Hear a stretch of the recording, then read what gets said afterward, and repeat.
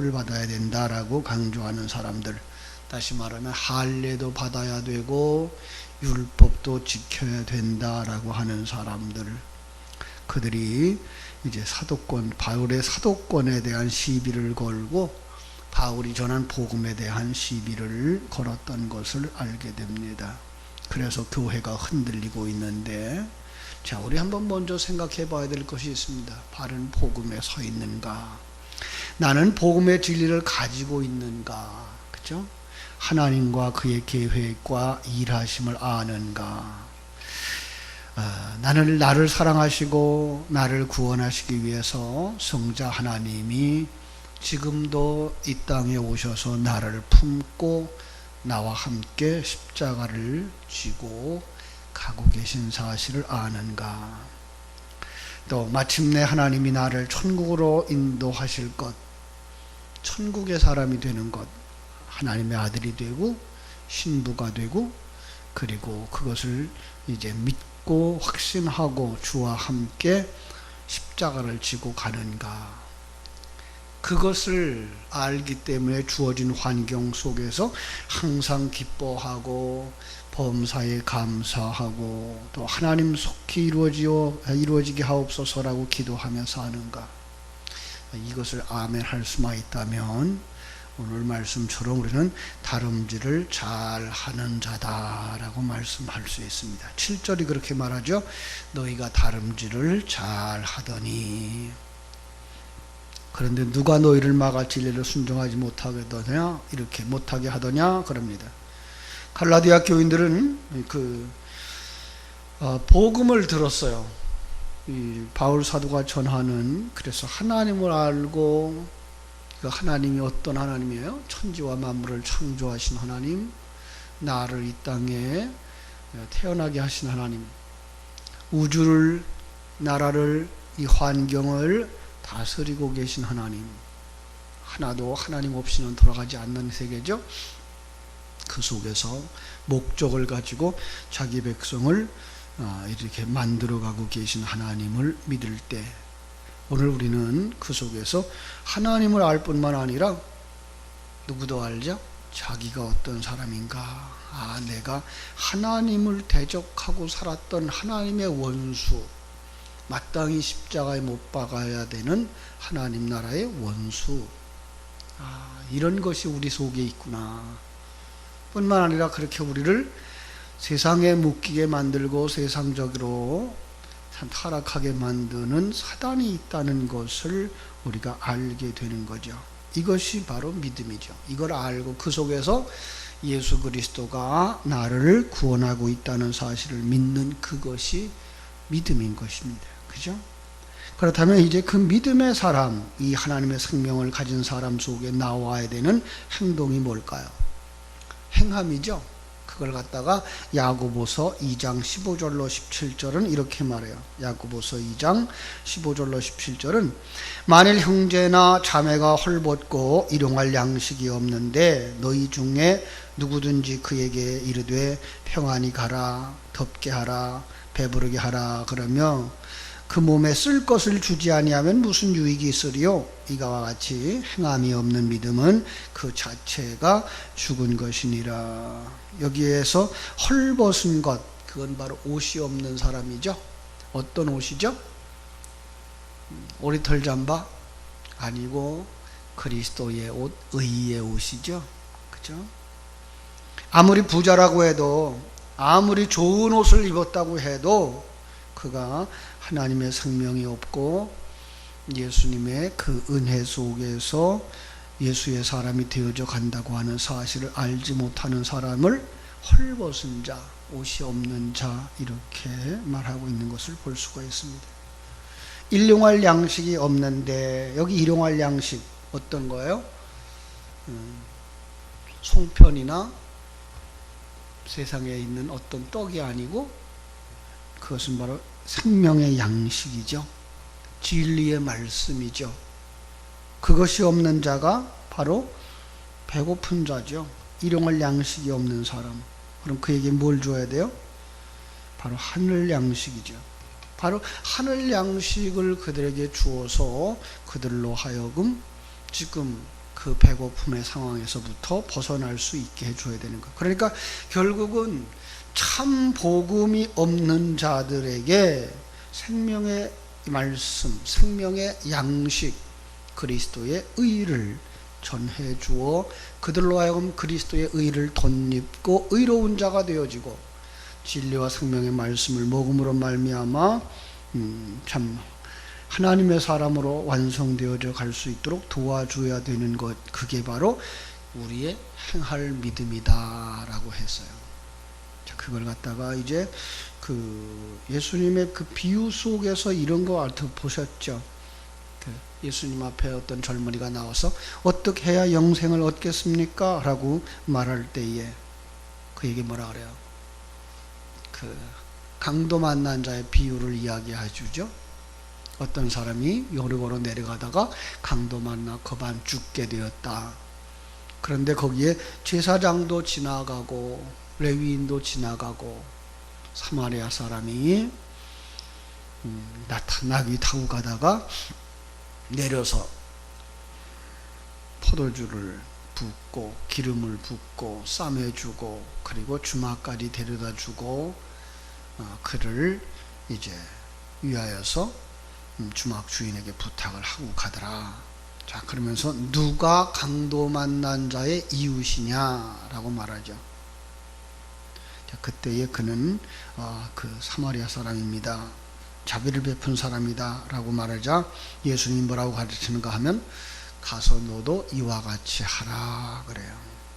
이거는 너도 가서 그 사마리아 사람처럼 이웃에게 잘 해줘라 라고 하는 것이 아니라 그런 의미는 이제 나중이죠. 그것보다 더 중요한 건 내가 지금 강도 만난 자야. 그러니까 사마리아 사람처럼 여겨지는 예수 그리스도를 영접해라 라고 하는 거죠. 이제 그 예수를 영접한 사람은 이제 또 이제 사마리아 사람처럼 강도 만난 자들을 도와줘야 될 것은 뻔한 얘기지만, 그렇죠? 자, 그게 이제 알고 있었던 그 갈라디아 교인들. 그런데 누가 그들을 막아서 진리를 따르지 못하게 하더라. 이게 7절, 8절인 거죠. 다시 한번 봅니다. 너희가 다른 박질을 잘하더니 누가 너희를 막아 진리를 순종하지 못하게 하더냐. 그 권면은 너희를 부르신 이에게서 난 것이 아니다. 그러면서 누룩에 대한 이야기를 해요. 적은 누룩이 온 덩이에 퍼지느니라. 누룩. 성경은 이 누룩에 대해서 두 가지의 의미를 가지고 얘기를 하죠.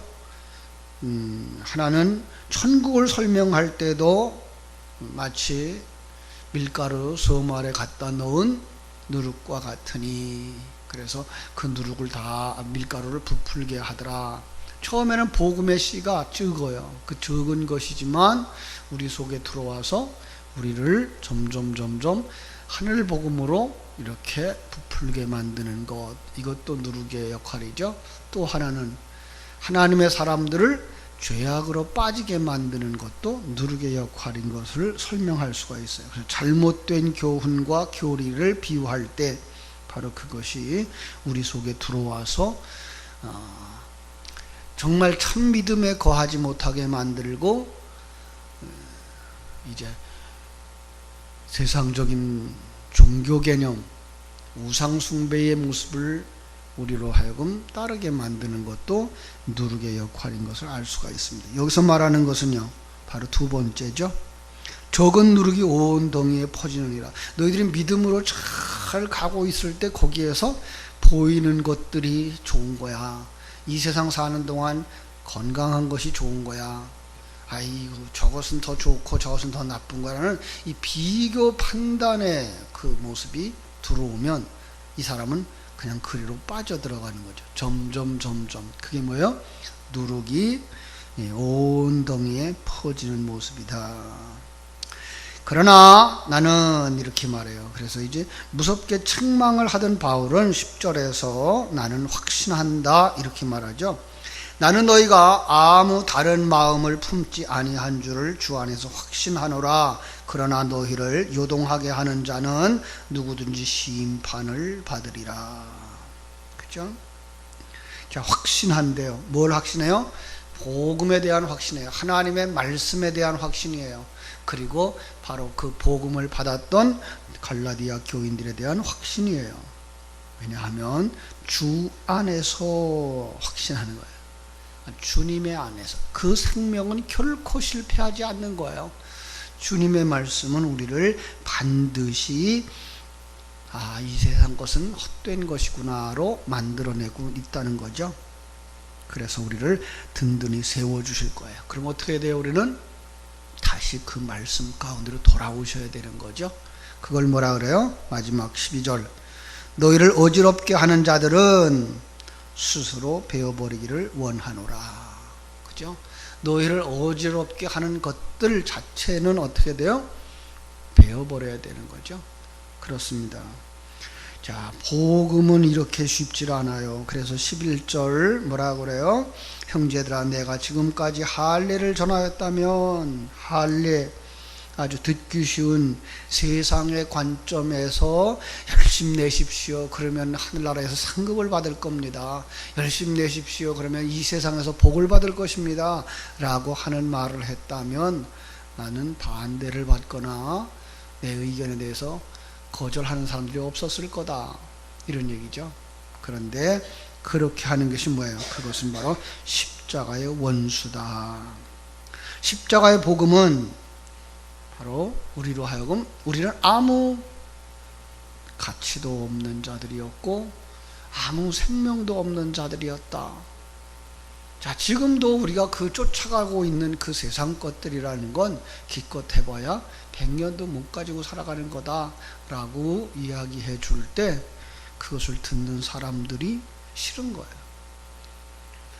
신앙생활을 참 오래 잘 하셨습니다. 하나님이 복 주실 겁니다. 그러는 소리는 듣기는 좋은데 신앙생활 그동안 하셨지만 그 예수 생명이 없다고 말한다면 당신은 구원받은 사람이 아닙니다 라고 말할 때에 많은 사람들이 그걸 싫어하는 거예요.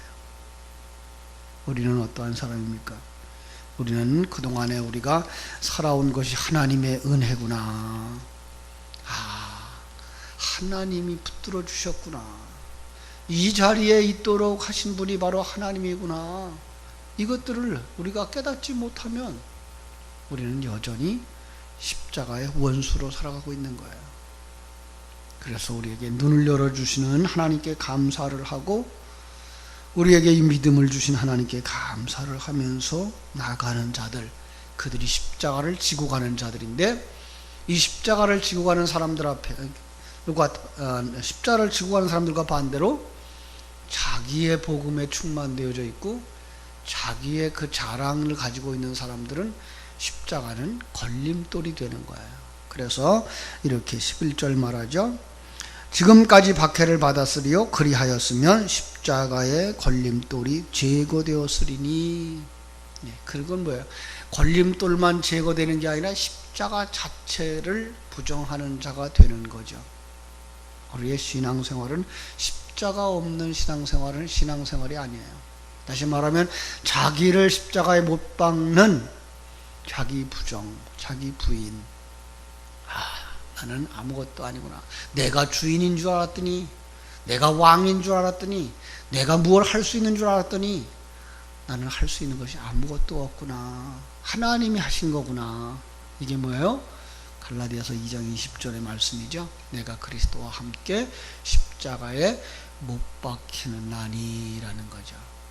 이제 사는 것은 내가 아니요 내 안에 사는 것 그리스도니. 바로 예수님이 내 안에서 사시는구나. 새 생명이 나를 완성시켜 가시는데 그 속에 생명의 근원이 이 바로 십자가의 복음이구나 라고 하는 것을 다시 한번 깊이 묵상하는 그런 시간이 되었으면 좋겠습니다. 많은 사람들이 오래 신앙생활하고 나면 자기 신학이 생겨버려요.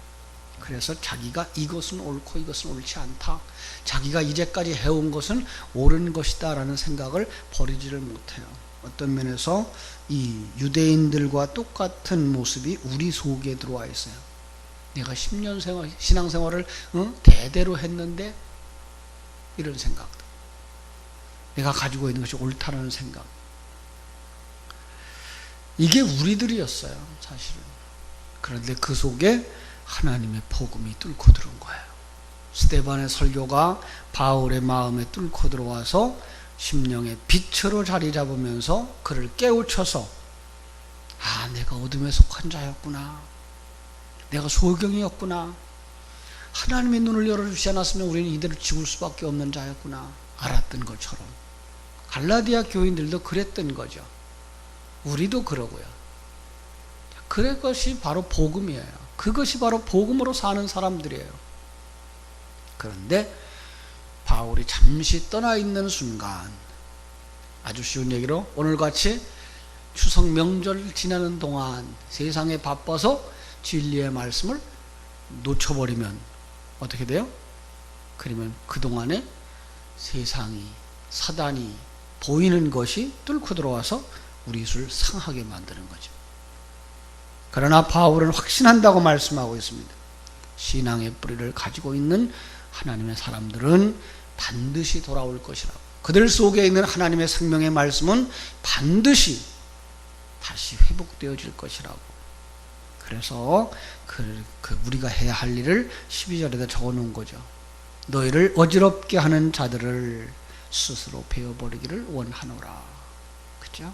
끊어야 될 거 끊어야 돼요, 사실. 이거 아니구나.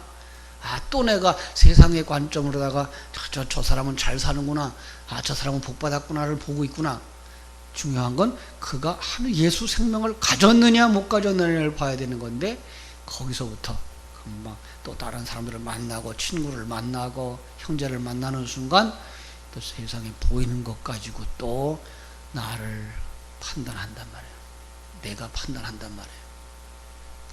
그것은 바로 우리가 끊어버려야 될 세상적 관점, 사단의 속성이라는 것 아시고, 이 명절에도 그것으로 보지 말고 그 사람이 예수 생명을 가지고 살고 있기 때문에 그 환경 속에서 정말 자유하는구나, 그 환경 속에서 정말 평안을 누리는구나, 감사가 있구나, 그걸 볼 수 있어요. 그게 예수 생명 가진 자들이기 때문에 누려지는 평안일 때, 아, 참 그가 복되구나, 나도 그런 복음을 가졌는데 라고 같이 즐거워하고, 또 우리들이 아직도 그러하지 못한 형제들을 놓고 애통해할 수 있는 명절, 바로 하나님이 함께 하시는 풍성한 은혜 받은 명절이 되어지기를 주님의 이름으로 축원합니다. 기도하겠습니다. 하나님 우리 아버지, 크신 은혜와 사랑을 감사하고 감사합니다.